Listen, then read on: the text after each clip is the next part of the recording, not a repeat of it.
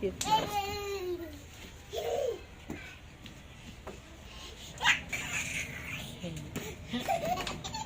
Nagkakandoon.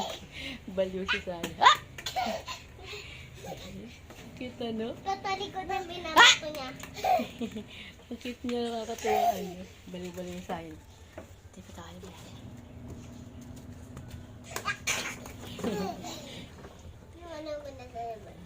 Cute na sa kanya. Ang cute niya.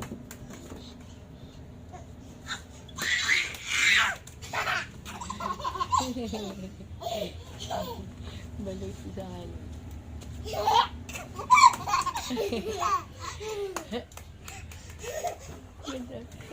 Cute. Eh? Ha? Baliw. Ang anak. Ang cute. Ha? Takot tumawa. Lalalala siya. Where's the ball?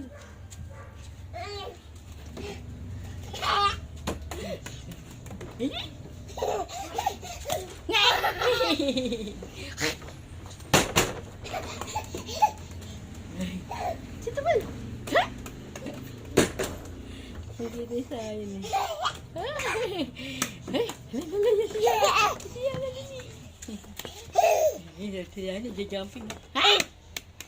Nasapon niya yung ball. Huy! Wala na ball. Bakit eh? Nalala ba tumuli sa kanya dali? Ngahirap si Yana. Alam sa'yo yung dali.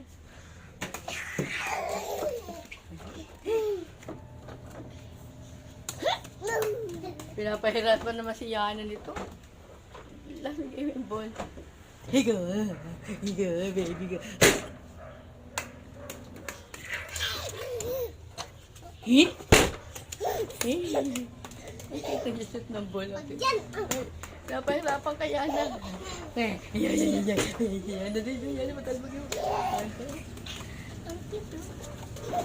Ang ganda, baliw ka.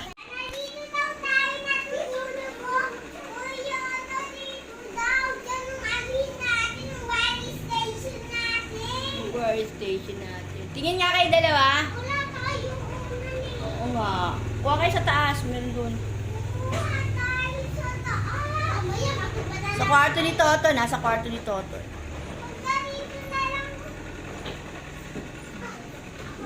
Nge. Ba't kaya dumaan? Sa kwarto ni Tito. May unan doon na. Oh. Let's go.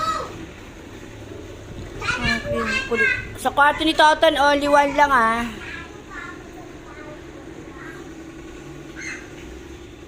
Siyempre, may maingay. Dito na naman si Alexandra, pinakamaingay na bata.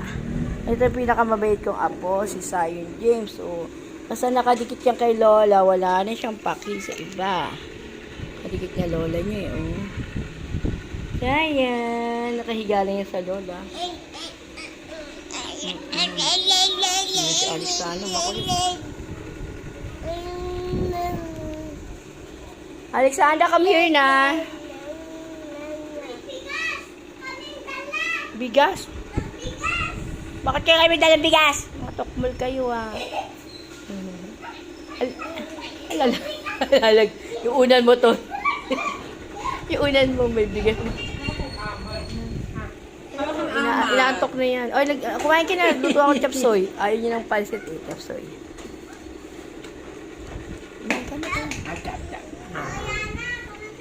Now the baby is fed. The baby will be fed.